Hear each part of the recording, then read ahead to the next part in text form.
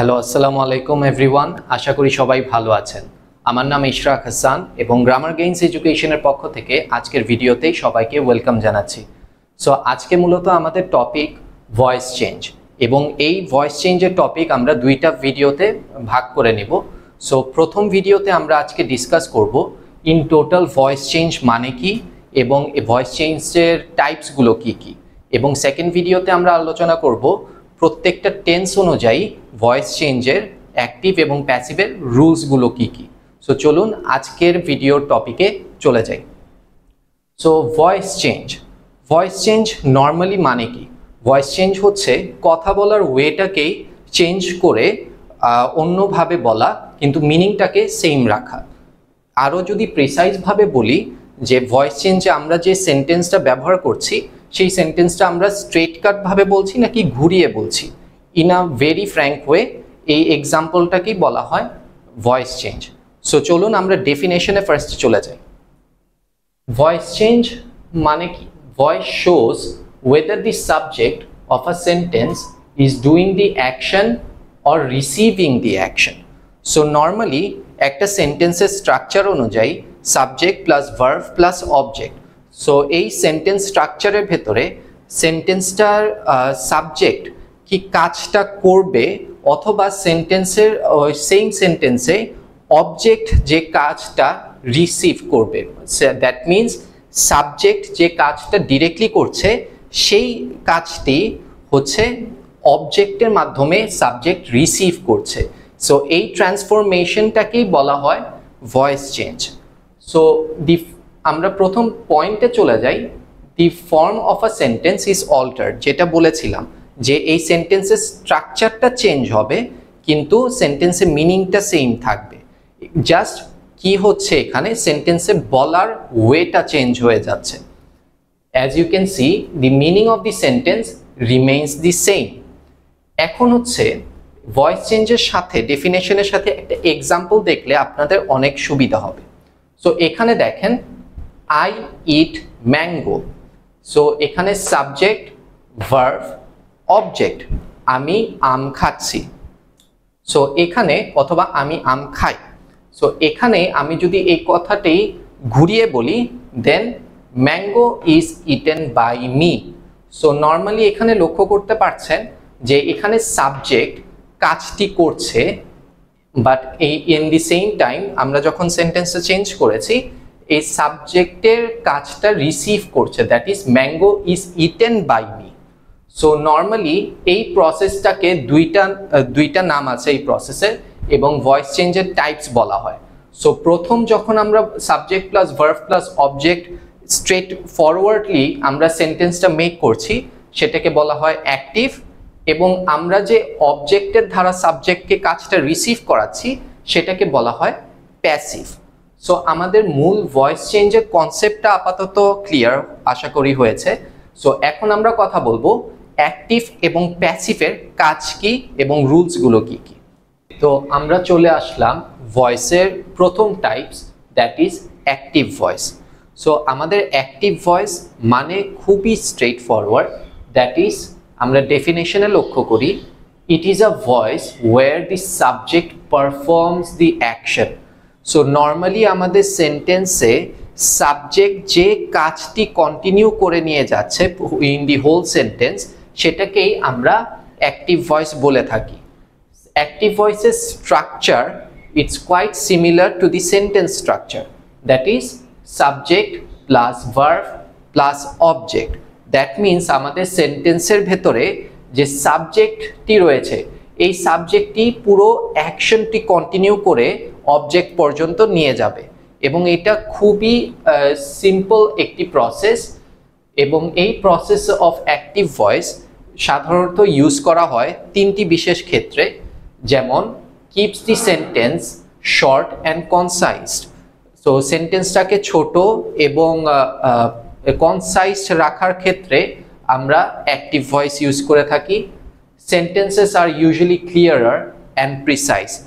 সেন্টেন্সগুলোকে খুব নিখুঁত এবং স্পষ্ট করার জন্য আমরা অ্যাক্টিভ ভয়েস ইউজ করে থাকি, এবং very much preferred in conversations mostly verbal conversation. আমরা যখন কথা বলি তখন আমরা অ্যাক্টিভ ভয়েসেই বেশি কথা বলতে স্বাচ্ছন্দ্য বোধ করি, কারণ এই কথাগুলো আমরা সেন্টেন্সগুলো যে পোর্ট্রে বা আমরা সেন্টেন্সগুলোকে যে কনভে করছি, আমরা ওটা খুব ইজিলি আমরা মনের ভাবটা প্রকাশ করতে পারছি ইন আ কনসাইজড ম্যানার। সো এখন আমরা অ্যাক্টিভ ভয়েসের স্ট্রাকচার অনুযায়ী আমরা তিনটি এক্সাম্পল দেখি, তাহলে আরো নিখুঁতভাবে বুঝতে পারবেন। She reads a book. So এখানে সে বইটি পড়ছে, দ্যাট মিনস পুরো সেন্টেন্সে তিনি কাজটি কন্টিনিউ করে নিয়ে যাচ্ছে। দ্যাট ইজ ওয়াই এখানে শি রিডস আ বুক একটি active voice. Then he writes a letter, same process, সে একটি লেটার লিখছে। দেন হচ্ছে দে প্লে ফুটবল। সো এখানে একটা জিনিস লক্ষ্য করবেন, এখানে প্রত্যেকটা সাবজেক্টই আমাদের অ্যাকশনগুলো কন্টিনিউ করে নিয়ে যাচ্ছে এবং প্রত্যেকটি সেন্টেন্সের স্ট্রাকচারও কিন্তু সেম, যেমন subject verb object, subject verb object, subject verb object. So active voice passive ভয়েসের তুলনায় খুবই ইজি অ্যান্ড আন্ডারস্ট্যান্ডেবল। সো এখানে খুবই সিম্পল ওয়েতেই আমরা বুঝতে পারি যে অ্যাক্টিভ ভয়েস সাধারণত কি। সো এখন আমরা চলে যাই the big fish of the voice change, that is passive voice. Okay, so আমরা অ্যাক্টিভ ভয়েস কভার করলাম, এখন চলে আসি passive voice. So normally passive voice সেই ভয়েস যেটা অ্যাক্টিভ ভয়েসের একদম অপোজিট। সো আমরা ডেফিনেশনে লক্ষ্য করি, it is a voice where the subject receives the action. So আমরা যেটা দেখে এসেছি, অ্যাক্টিভ ভয়েসে সাবজেক্ট অ্যাকশনটাকে কন্টিনিউ করছে, সেই জায়গাতেই সাবজেক্ট অ্যাকশনটা রিসিভ করবে এবং সেই প্রক্রিয়ার নামটাই হচ্ছে প্যাসিভ ভয়েস। সো যেহেতু আমরা অ্যাক্টিভ ভয়েসের একদম অপোজিটই হচ্ছে প্যাসিভ, সো আমাদের স্ট্রাকচারটাও কিন্তু অ্যাক্টিভ ভয়েসের অপোজিট হবে। সো এখানে স্ট্রাকচারটি লক্ষ্য করেন, অবজেক্টে কিন্তু আমাদের আগে এসে পড়ছে, object plus am is are verb plus verb 3, that means past participle, এবং প্লাস বাই সাবজেক্ট। এবং যেহেতু সাবজেক্টে হচ্ছে এখানে কাজটি রিসিভ করছে, সো এই জায়গাতে যে সাবজেক্ট কাজটি করেছে, সো এটাই অ্যাকোমোডেট করার জন্য আমরা অলওয়েজ একটি প্রিপোজিশন বাই দিয়ে অ্যাড্রেস করব, সো দ্যাট আমাদের এই কাজটি কে করেছে, by hmm, by the subject. So example দেখেন, আমরা প্রথমে অ্যাক্টিভ ভয়েসটা দেখি। শি রিডস আ বুক, এটা হচ্ছে একটি active voice, that is subject verb and object. So এই সেন্টেন্সটাকেই আমরা যদি উল্টো করে লিখি, দ্যাট ইজ প্যাসিভ ভয়েস করি, তাহলে a book is read by her. So এই যে হারটা আছে, এই হার কাজটি এই হারের দ্বারা হয়েছে, সো অ্যাকশনটাই এই হার রিসিভ করছে, যেটা সেই করেছে। সো এখানে আমাদের স্ট্রাকচারটা দেখেন, অবজেক্টটা কিন্তু আমাদের সামনে এসে পড়েছে, a book. So object am is are is and read, read এটাই হচ্ছে পাস্ট পার্টিসিপলও রেড বলা হয়, এবং বাই সাবজেক্ট। সো এই হচ্ছে আমাদের প্যাসিভ ভয়েসের ফর্মুলা। কিন্তু মনে রাখবেন, কিছু কিছু ক্ষেত্রে প্যাসিভ ভয়েস খুবই ক্রুশিয়াল হয় যদি আপনারা হচ্ছে প্রপার সাবজেক্ট টু অবজেক্টের প্রসেসটা না জানেন। সো সাবজেক্ট টু অবজেক্টের প্রসেসটা আমাদের মাস্ট জানতে হবে, আদারওয়াইজ কিন্তু আমরা প্যাসিভে অ্যাক্টিভ ভয়েস থেকে প্যাসিভ ভয়েসে কনভার্ট করতে পারবো না। যেমন আমাদের সাবজেক্টে যদি আই থাকে, তাহলে সেটাকে অবজেক্ট করতে হলে আমাদের মি ইউজ করতে হবে। উই থাকলে সেটা হয়ে যাবে আস। উই অল থাকলে অবজেক্টে হবে অল অফ আস। দে থাকলে দেম। ইউ থাকলে ইউই হবে, এটার কোনো চেঞ্জ হবে না। হি থাকলে হিম হবে। শি থাকলে হার হবে, যেমনটা এই এক্সাম্পলে দেখতে পাচ্ছেন। প্লাস ইট যদি থাকে, এখানে ইটই বসবে। আরেকটা জিনিস নোট করবেন, name of a person or any বা যে কোনো পার্সনের নাম অর কোনো কিছুর নাম কখনোই চেঞ্জ হবে না। সো আমি যদি এখানে she এর জায়গায় লিখে দেই Mary reads a book, so এই জায়গাতে আমরা যখন প্যাসিভ করব সেই নামটা কিন্তু হারের জায়গায় ম্যারি বসবে, হার হবে না।